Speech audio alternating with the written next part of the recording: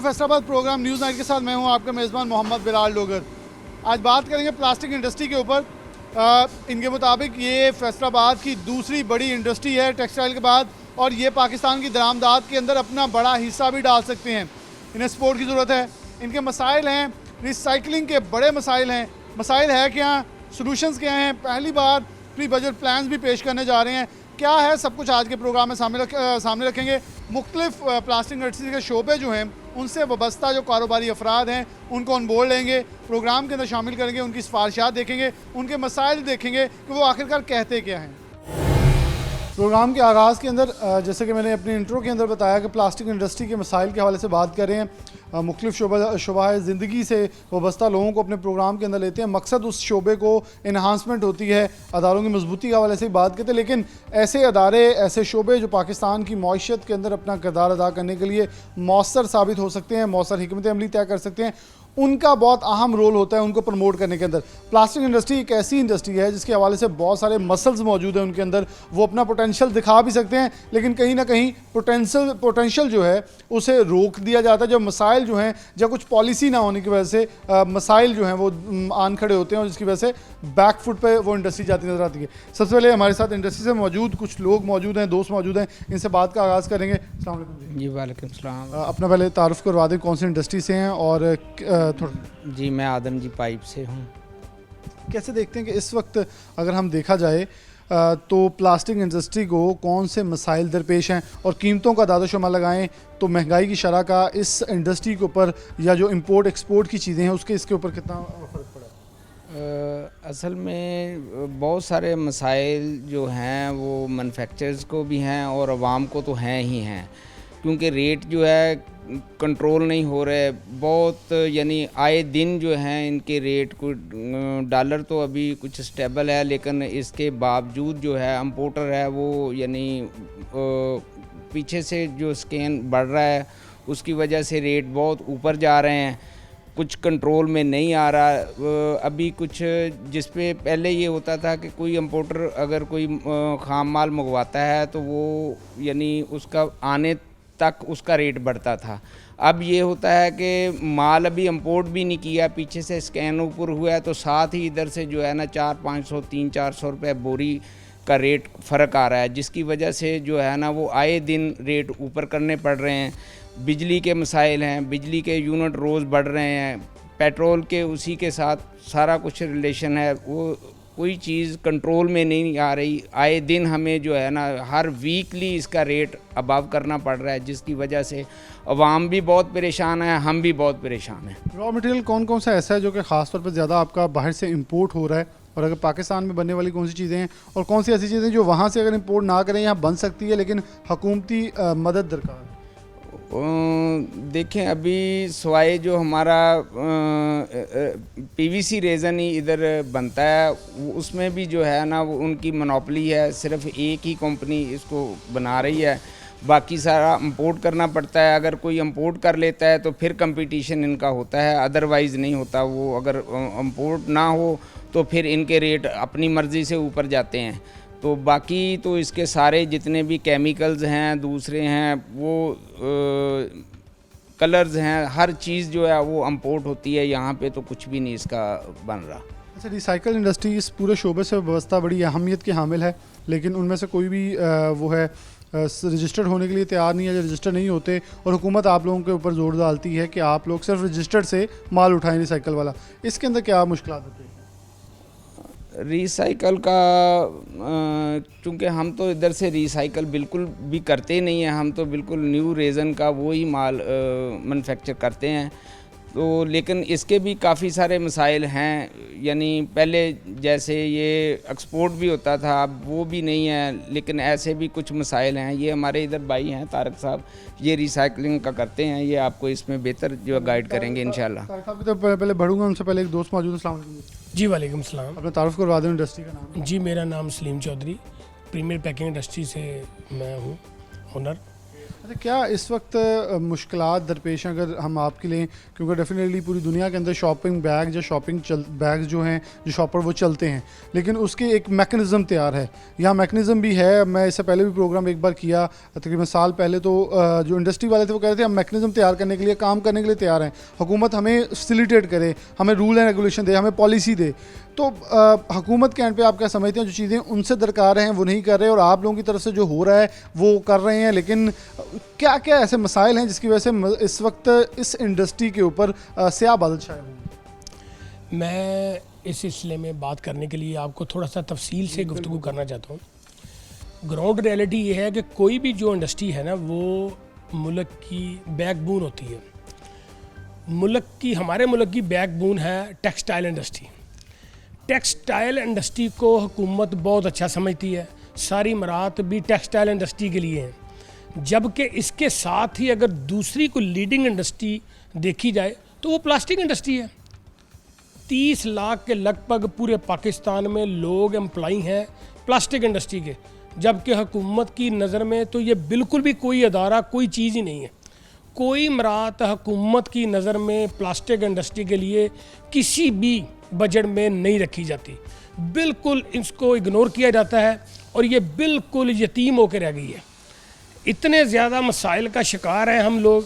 सारा माल इंपोर्ट होता है, इंपोर्ट की ड्यूटीज़ और ऊपर से ब्लैक मार्केट की वजह से इंतहाई ज़्यादा परेशान है हमारी ये प्लास्टिक इंडस्ट्री, लेकिन हुकूमत की नज़र में ये कोई मामला नहीं है, ये कोई चीज़ नहीं है। अच्छा, हुकूमत तो जोर देती है कि बरामदात जो हैं उन्हें कम किया जाए, दरामदात को बढ़ाया जाए, लेकिन इस इंडस्ट्री के अंदर सब कुछ ही बरामद हो रहा है और दरामद कुछ नहीं हो रहा, लोकल इस्तेमाल हो रहा है। इस इंडस्ट्री को किस हद तक पावरफुल किया जाए कि ये दरामदात में अपना हिस्सा डाले, एक्सपोर्ट करे, क्योंकि रॉ मटेरियल हमेशा मुल्क में लाया जाता है ताकि उससे वैल्यू एडेड बना के बाहर भेजा जाए।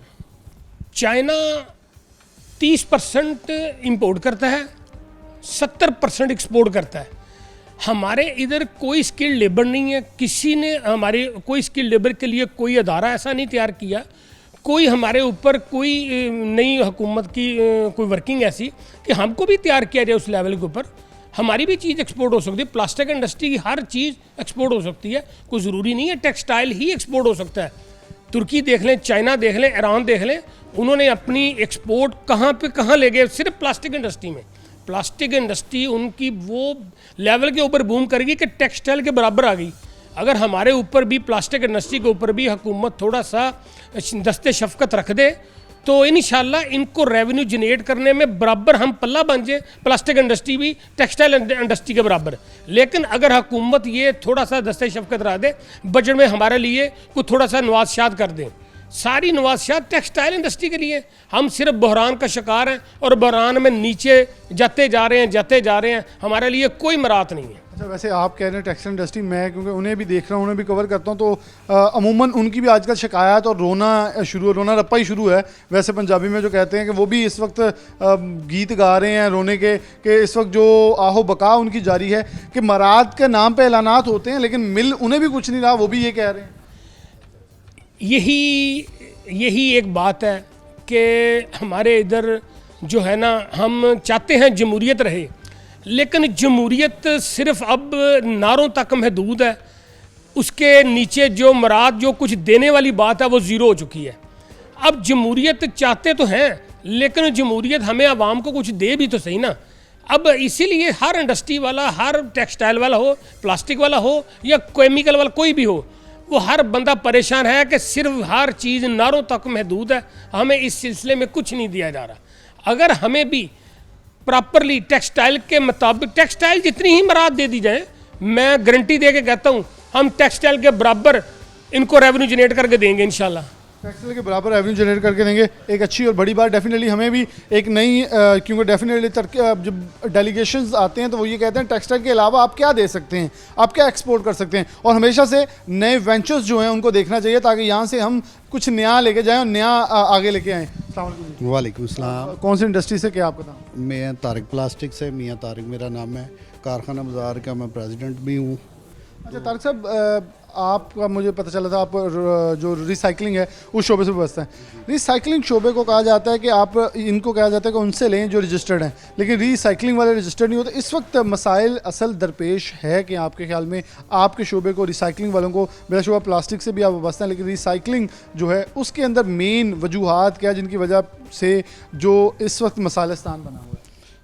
2-3 वजह हैं। एक तो मेन ये है कि रिसाइकल का जो इनपुट नहीं मिलता, ना आगे से कोई इनवाइस लेता है ना पीछे से देता है कोई, क्योंकि जब वो माल ज़ाया हो जाता तो उसकी कौन इनवाइस देगा। इसलिए ये फ़िक्स होना चाहिए कि 2% या जैसे बिल में लगता है वैसे होना चाहिए, ये तो वैसे ही फ़िक्स कोई कर देना चाहिए। रिसाइकलिंग को एक तो सारे जो लोग हैं ना, जितने महकमे हैं वो बड़ा तंग करते हैं, गवर्नमेंट को साथ देना चाहिए, क्योंकि रिसाइकल का तो वैसे भी इंटरनेशनल जो है ना वो 30% अब सारे मिक्स करते हैं। इधर भी चाहिए कि ये जो बड़ी इंडस्ट्री हैं इनको रिसाइकल दाना लेना चाहिए। एक तो गवर्नमेंट पे लोड कम होगा, जो बाहर से मंगवा रहे हैं अरबों रुपये का वो इनको कम मंगवाना पड़ेगा, क्योंकि ये दोबारा रिसाइकल हो जाता है। इसका बड़ा गवर्नमेंट को फ़ायदा है, को डॉलर कम बाहर भेजने पड़ेंगे। और दूसरा ये है कि इधर लोगों को नौकरियां मिलेंगी, बहुत सारी इंडस्ट्री लगेगी, बहुत सारे रोज़गार इधर आएंगे, जैसे ये हुकूमत कहती है कि हमने देना है। और इसको छोटे छोटे कर्ज़े देने चाहिए, जो छोटी इंडस्ट्री लगाते हैं रिसाइकलिंग वाली, उनको छोटे छोटे कर्ज़े दें, जैसे बगैर सूद के, कि वो अच्छा अपना काम कर सकें। अच्छा तारिक साहब, जैसे आपने कहा कि बाहर इंडस्ट्री को सपोर्ट करना चाहिए, रिसाइकलिंग इंडस्ट्री आपके ख्याल में कितनी कैपेसिटी रखती है ज़रूरियात पूरी करने में? अगर हम रॉ मटेरियल बाहर से नहीं मंगवाते तो आप लोग किस हद तक साफ़, शफाफ और अच्छा काम करके दे सकते हैं कि गवर्नमेंट आपके ऊपर रिलाई करे? हाँ, तकरीबन ये हम 40% दे सकते हैं, 60% फिर भी रेज़न बाहर से मंगवाना पड़ना है, तो बाकी 40% इंशाल्लाह हम इधर दे सकते हैं और दे भी रहे हैं। सभी जो रिसाइकलिंग फैक्ट्री लगी हुई हैं उसमें गवर्नमेंट का कोई किरदार नहीं, सब अपने आप से कर रहे हैं कि जितनी जिसमें पावर है वो कर रहा है, जितना उसके पास सरमाया। लेकिन गवर्नमेंट को इसका साथ देना चाहिए। बाहरले मुल्कों में ऐसा है कि जो NGO वो भी साथ देती है, गवर्नमेंट भी। आधा तो हम कॉरपोरेशन का काम करते हैं, तो सारा देखो कि कॉरपोरेशन सारा वेस्ट ज़ाया हुआ है, उसको उठा के दोबारा काम में ले आते हैं। और देखो कितना आदमी लगा हुआ है इसमें, जो रोज़गार लगा हुआ है उनका। क्या कहेंगे, गवर्नमेंट से आप क्या उम्मीद रखते हैं? गवर्नमेंट के बिहाफ पे कौन से इकदाम, कौन सी सब्सिडीज या कौन से रिलीफ पैकेजेस दिलाए कि जो रिसाइकलिंग इंडस्ट्री है इसके लिए कवानीन या ज़वाबित बना दिए जाएँ कि वो इस दायरा कार से बाहर निकल के काम ना करें? देखो, वो पहले वाली बात, एक तो हमें कोई टैक्स सारा फ्री कर देना चाहिए रिसाइकलिंग वालों को, एक वो कोई अच्छा पैकेज देना चाहिए बगैर सूद के, और फौरी इनका कोई कनेक्शन लगवाने चाहिए। जो भी कनेक्शन में बड़ी प्रॉब्लम आती है NOC में, महकमा मौलियत का, ये सारे महकमों को फौरी NOC देना चाहिए। और जो इंडस्ट्री है जैसे शापर की बंद हो रही है या ये PVC है, रेट इतने ऊपर चले गए हैं, पूरी दुनिया में कोरोना की वजह से स्टॉक ख़त्म हो गए हैं, जिसकी वजह से ये शूट कर गए हैं। स्कैन 150+ आ रहा है, यही वजह है। अगर हमारे पास रिसाइकल के अच्छे प्लांट हों तो हमें परवाह कोई नहीं, ये रेट ऊपर जा ही नहीं सकते, क्योंकि रिसाइकल जब 40% पड़ेगा तो हमें कोई ज़रूरत ही नहीं कि इसके रेट ऊपर करें। इसकी ज़रूरत नहीं है रेट ऊपर करें। बिल्कुल उनका कहना है कोरोना की बिना के ऊपर जो हालात हैं वो एकदम से इस हद तक ख़राब हुए हैं कि सब चीज़ें लॉकडाउन के अंदर बिल्कुल डेड लॉक के ऊपर आ चुकी हैं। अगर इन चीज़ों को बहाल करना, और हुकूमत के लिए बहुत अच्छा शोबा है, इनको सपोर्ट किया जाए, इनके ऊपर हाथ रखा जाए तो अच्छे मकसद के साथ आगे बढ़ सकते हैं। छोटी सी ब्रेक, दोबारा हाजिर होते हैं।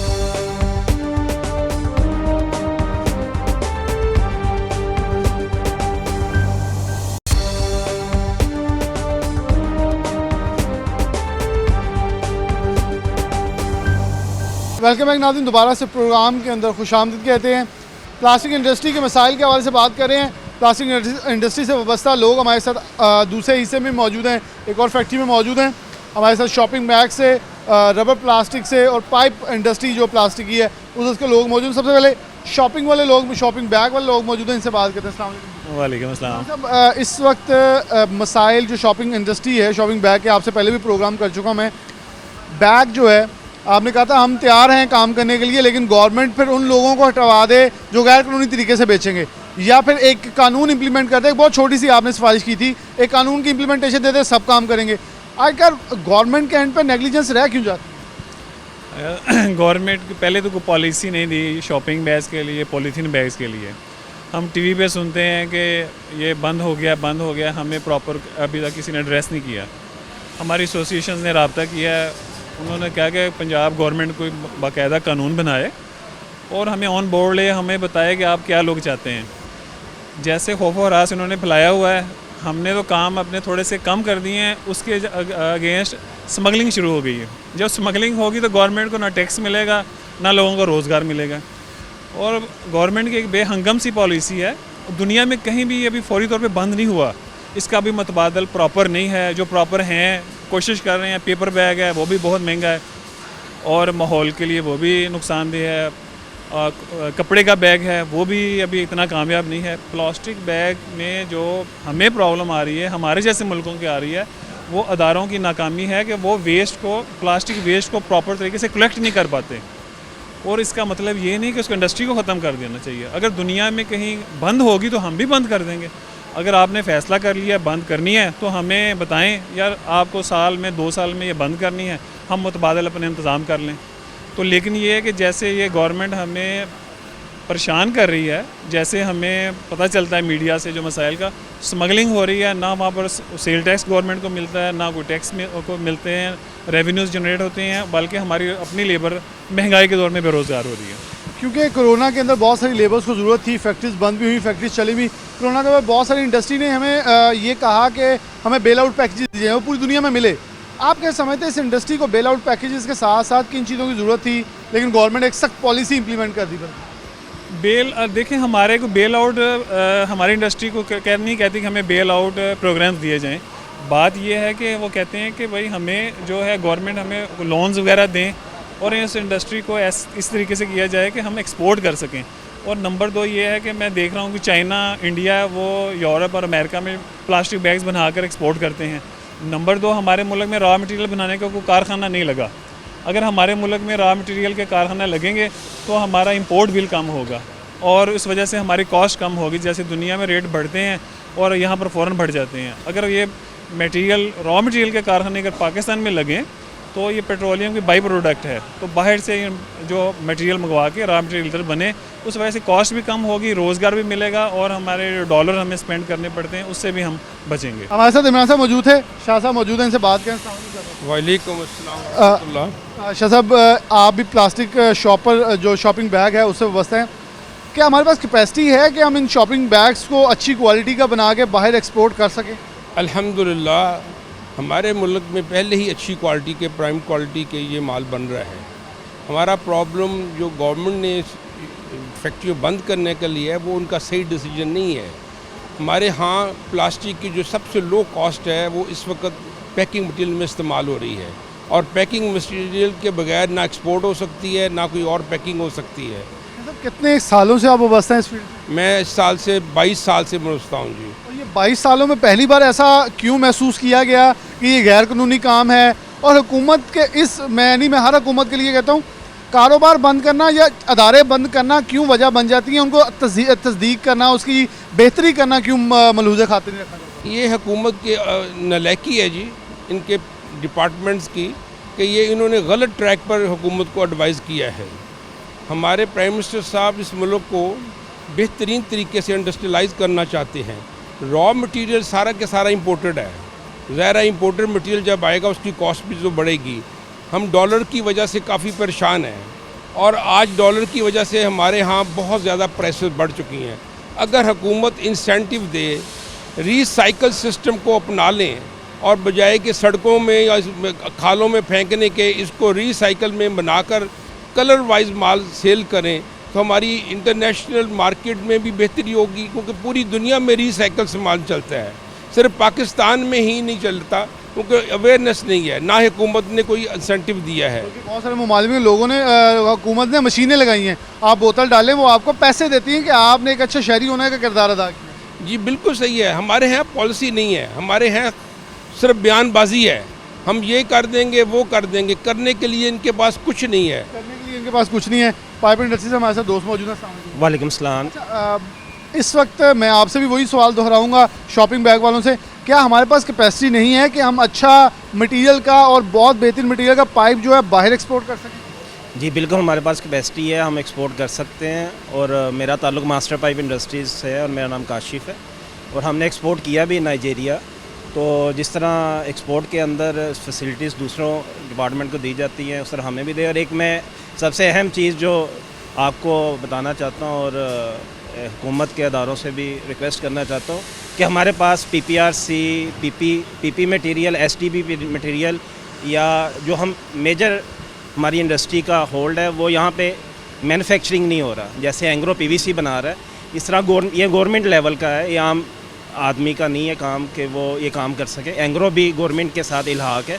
तो जो हमारी मेजर इंपोर्ट हो रही है PP की, HDP की या इससे मुतल्लिका जितने भी मटेरियल है वो हमें यहाँ पे मैन्युफैक्चरिंग करना चाहिए। ये गवर्नमेंट लेवल के ऊपर अगर एक अच्छे लेवल पे प्रोजेक्ट लगे तो हमारी बहुत ज़्यादा ज़ेर मुबादला जो डॉलर की शक्ल में और जिसके ऊपर डॉलर के ऊपर प्रेशर भी आता है वो हमारा बहुत ज़्यादा ज़ेर मुबादला जो है ना वो पाकिस्तान के अंदर रह सकता है और इससे लोकल मार्केट को भी बहुत ज़्यादा प्रमोशन मिलेगी।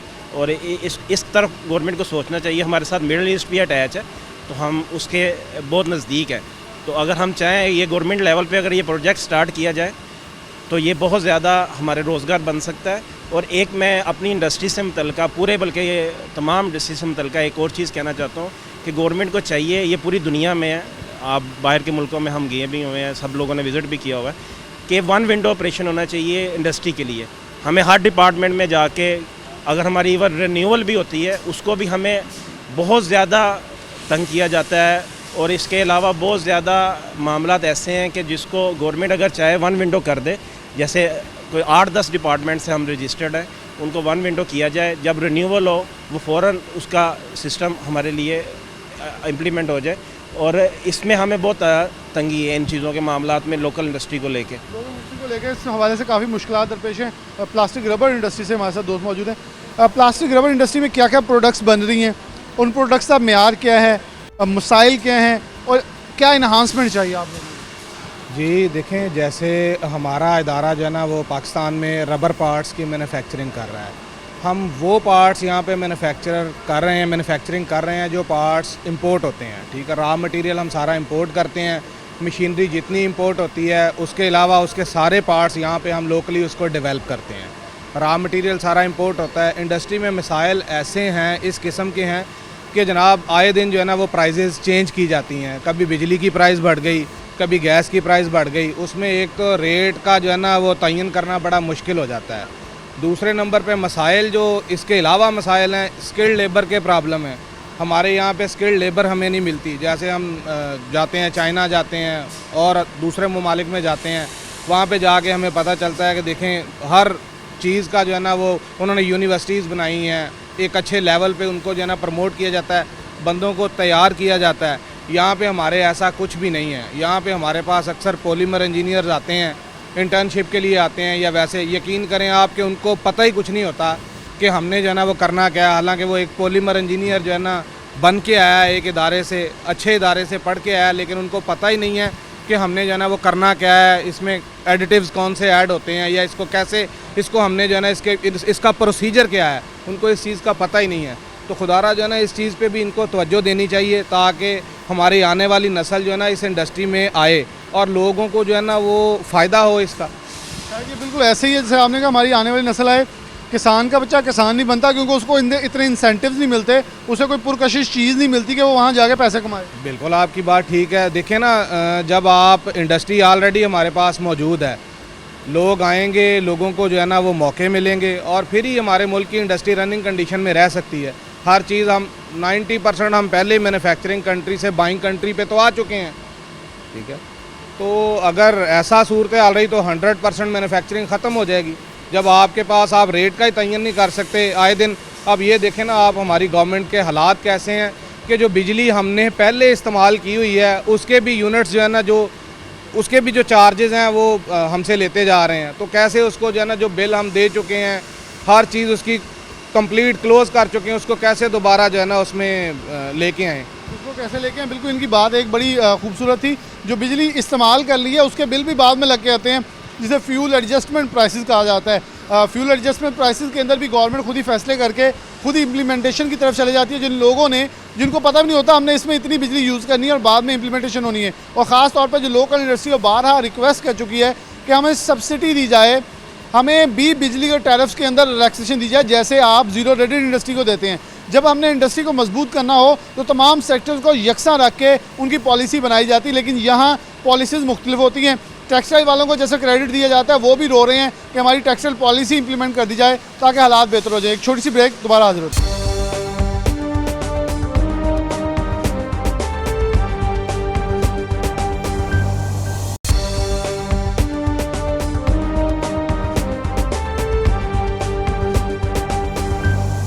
वेलकम बैक नाज़रीन, दोबारा से प्रोग्राम के अंदर खुशामदीद कहते हैं। प्रोग्राम के आखिरी हिस्से में राना इब्रार साहब हमारे साथ मौजूद होंगे जो कि चेयरमैन है एसोसिएशन के भी, standing committee bye plastic industry association के भी। इब्रार साहब बहुत शुक्रिया वक्त देने के लिए। कैसे देखते हैं कि मसाइल सब दोस्तों ने बताए और इस इंडस्ट्री के, मैं तो पहला क्वेश्चन आपसे ये करूँगा, इस इंडस्ट्री के अंदर किस हद तक कैपेसिटी, क्योंकि ये एक इंडस्ट्री के अंदर मुख्तलिफ शोबा जात हैं, कोई रबड़ से है, कोई पाइप से है, कोई शॉपिंग से है, कोई रॉ मटेरियल से है, कोई रिसाइकलिंग से है, तो एक बड़ी वास्ट फील्ड है। आपको क्या लगता है कितनी इसके अंदर मसल्स हैं, अगर ये काम करना चाहे, इसको काम करने दिया जाए तो अच्छा चीज़ें सामने आ सकती हैं? जी शुक्रिया बिलाल। पहली बात तो ये है कि plastic industry, thousands of items plastic industry के अंदर आती हैं। आपके इर्द गिर्द इतना प्लास्टिक बिखरा हुआ है कि आप इमेजिन नहीं कर सकते। और अभी पाकिस्तान के अंदर मैं ये समझता हूँ कि पूरी कम्प्लीटली मैन्युफैक्चरिंग लाइन अभी तक कंप्लीट नहीं हो सकी प्लास्टिक की। और प्लास्टिक इंडस्ट्री वो इंडस्ट्री है जो इस वक्त सेकंड लाइन ग्रोइंग इंडस्ट्री है पाकिस्तान के अंदर। अगर मैं फैसलाबाद की बात करूँ तो second largest industry in Faisalabad after textile अगर आप कोई देखते हैं तो वो प्लास्टिक इंडस्ट्री है। प्लास्टिक इंडस्ट्री के जैसे आपने बात की, बहुत सारे शोबा जात हैं, बहुत सारी मैन्युफैक्चरिंग फैसिलिटीज़ काम कर रही हैं फैसलाबाद के अंदर, और उनको बहुत सारे मसले मसाइल भी दरपेश हैं। चंद एक का जिक्र मेरे दोस्तों ने आपके साथ किया, चंद एक गुजारिशात मैं भी करना चाहूँगा। जैसा कि पहली बात उन्होंने की कि हमारा सबसे बड़ा मसला ये है कि हम जितना रॉ मटेरियल है वो इंपोर्ट करते हैं, और उसके जब हम मैन्युफैक्चरिंग करते हैं तो उसके अगेंस्ट हमारी एक्सपोर्ट इतनी नहीं है। एक्सपोर्ट क्यों इतनी नहीं है सवाल पैदा होता है, तो वो इतनी इसलिए नहीं है कि हमारे इंपोर्ट के ऊपर टैरिफ इतना ज़्यादा है कि हम इंटरनेशनल मार्केट को कम्पीट नहीं कर पाते। जब हम इंटरनेशनल मार्केट को कम्पीट नहीं कर पाते तो हम सिर्फ प्लास्टिक इंपोर्ट कर रहे हैं, उससे हम अपनी डोमेस्टिक नीड पूरी कर रहे हैं। तो डोमेस्टिक नीड के अंदर वो प्लास्टिक एक्सपोर्ट नहीं होता, वो डंप हो रहा है। मैं आपको एक सर्वे की रिपोर्ट बताता हूँ कि 3.3 मिलियन मेट्रिक टन प्लास्टिक जो है वो पाकिस्तान के अंदर डंप होता है पर एनम। अगर इसको इकट्ठा करें तो ये 16,800 मीटर हाइट बनती है इसकी। 8615 मीटर हाइट आपकी K2 की है। इसका मतलब 2 K2 के पहाड़ जितना प्लास्टिक जो है वो आपका डंप हो जाता है पाकिस्तान के अंदर। तो इस डंप को बचाने के लिए आपको एक कंप्लीट सॉल्यूशन मैपर को एक जो है वो कंप्लीट मैप रोड देना पड़ेगा। आपको एक कंप्लीट पॉलिसी वज़ा करनी पड़ेगी जिसमें आप एक इंडस्ट्री को सर्कुलर प्लास्टिक इकोनॉमी के अंदर लेके आएंगे। इस वक्त क्या हो रहा है कि हम सिंगल यूज़ के अंदर हैं प्लास्टिक के अंदर। प्लास्टिक का नेगेटिव इमेज जो जाता है वो सिर्फ शॉपिंग बैग इंडस्ट्री के हवाले से जाता है कि जी शॉपिंग बैग इंडस्ट्री जो है वो डंप होती है तो आपकी इन्वायरमेंटल हेल्थ और आपके जो मुख्तलिफ प्रॉब्लम्स हैं वो जनरेट करती हैं।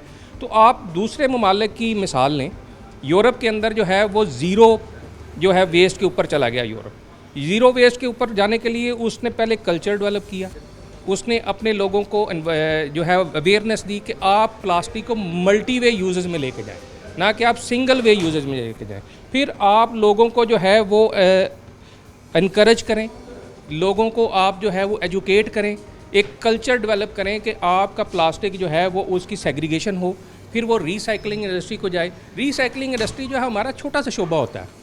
देखिए पहले कलेक्शन पॉइंट्स बनते हैं, वहाँ से प्लास्टिक कलेक्ट होता है, कलेक्ट होने के बाद किसी कबाड़िए के पास जाता है, वो कबाड़िया फिर आगे किसी को बेचता है, वो आगे छोटा मोटा मैन्युफैक्चरर होगा वो उसको मैन्युफैक्चर करेगा। अब उसको ख़रीदना किसने है? उसको ख़रीदना आपके इंडस्ट्री ओनर ने।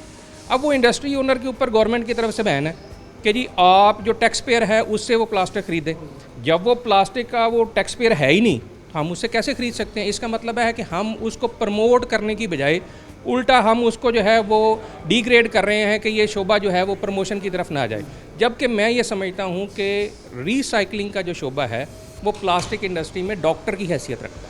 रिसाइकलिंग शोबे के ऊपर गवर्नमेंट की एक जामिया पॉलिसी होनी चाहिए गवर्नमेंट इसको एक या तो फिक्स टैक्स नेट में ले जाए या इसको ज़ीरो टैक्स रेटेड में डिक्लेयर कर दे।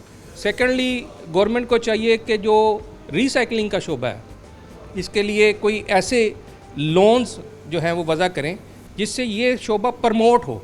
और फिर प्लास्टिक के हवाले से मैं बात करूँ शॉपिंग बैग की स्पेशली, तो शॉपिंग बैग में गवर्नमेंट को मार्क कर देना चाहिए कि जी आप इतने % इसके अंदर रिसाइकल इस्तेमाल करेंगे।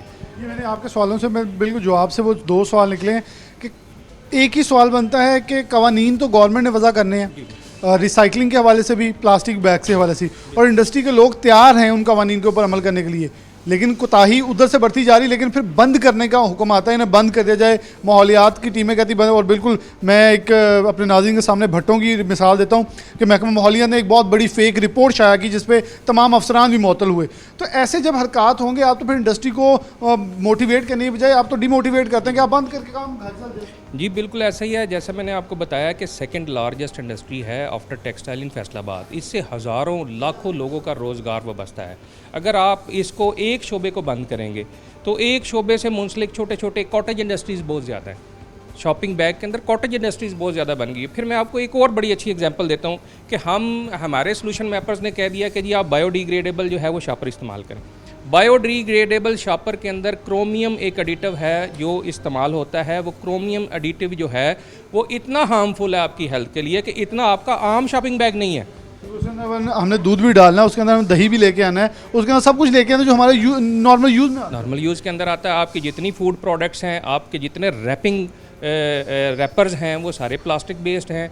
आपकी जितनी बेवरेजेस हैं वो सारी प्लास्टिक बेस्ड हैं। आप बहुत सारी चीज़ों के अंदर प्लास्टिक है। आप कहाँ इसको करेंगे, बजाय इसके आप उल्टा काम करने जा रहे हैं कि आप एक इंडस्ट्री के शोबे को बंद करने जा रहे हैं जो आपको रेवेन्यू जनरेशन देता है। रेवेन्यू जनरेशन के हवाले से ये शोबा इतना ज़्यादा फ्रूटफुल है कि मैं आपको ये मिसाल देता हूँ कि कोरोना में जहाँ पे आपकी टेक्सटाइल इंडस्ट्री बंद पड़ी थी, जहाँ पे आपकी दूसरी इंडस्ट्री जो है एक्सपोर्ट की वो बंद पड़ी थी, उस वक्त वाहद प्लास्टिक इंडस्ट्री थी जो उस वक्त भी चल रही थी और आपको सर्व कर रही थी। जो आपके फेस मास्क थे वो प्लास्टिक इंडस्ट्री बना रही थी। जो आपकी कोरोना किट्स थी वो प्लास्टिक इंडस्ट्री बना रही थी। जो आपकी टेम्पररी मेडिकल किट्स थी वो प्लास्टिक इंडस्ट्री बना रही थी। तो आपके वो बैग्स भी प्लास्टिक के थे जिसमें आप लोगों को दफना रहे थे। तो ये सारी चीज़ें प्लास्टिक इंडस्ट्री से रिलेटेड थी। अगर वो प्लास्टिक आपको नेगेटिव इम्पैक्ट नहीं देता तो फिर ये प्लास्टिक भी आपको नेगेटिव नहीं, इसके बारे में सोचना नहीं चाहिए। इसको पॉजिटिव वे में लेके जाएं, तरीका ढूंढें कि आप इस तरीके से किस तरह आप इंडस्ट्री ओनर्स के साथ बैठे, उनको लेके आए एक लूप में, वो आपके साथ सॉल्यूशन शेयर करें, आप उनको कंसिडर करें, वे उसका निकल आएगा अल्टीमेटली। लेकिन आपको क्या लगता है, क्योंकि आपका मुझे पता है कि पाकिस्तान तरीके इंसाफ से वाबस्तगी भी है, इमरान खान साहब के ऊपर ये कहा जाता है वो काम करने के लिए रेडी हैं, लेकिन देखें टेक्सटाइल पॉलिसी तैयार पड़ी है, वो ईसीसी की मीटिंग्स आती हैं मौखर पे मौखर 1.5 साल से हो रही है। ऐसी पॉलिसी सब मांग रहे हैं, पॉलिसी बन जाएगी, लेकिन पॉलिसी इंप्लीमेंटेशन और उसके बाद अमल दरामद करना फिर नागुज़िर हो जाता है। देखिए उसमें 2 चीज़ें हैं। सबसे पहली चीज़ तो ये है कि प्लास्टिक इंडस्ट्री ओनर्स जितने भी इस वक्त मौजूद हैं उनमें एक तो मोस्ट ऑफ देम जो है वो इलिटरेट हैं, इंडस्ट्री में आगे आहिस्ता आहिस्ता एक्सपीरियंस से सीखते चले गए, उनकी एजुकेशन लेवल उस लेवल का नहीं था।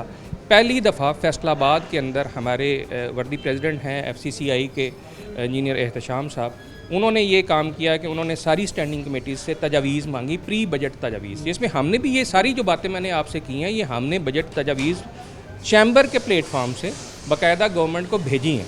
जब हम गवर्नमेंट को बताएंगे कि ये हमारी इंडस्ट्री के मसाइल हैं तो गवर्नमेंट उसके हल की तरफ भी आएगी। अगर गवर्नमेंट जो है वो उसको कोई फीडबैक नहीं जाएगा तो गवर्नमेंट तो ये सोचेगी कि सब अच्छा है।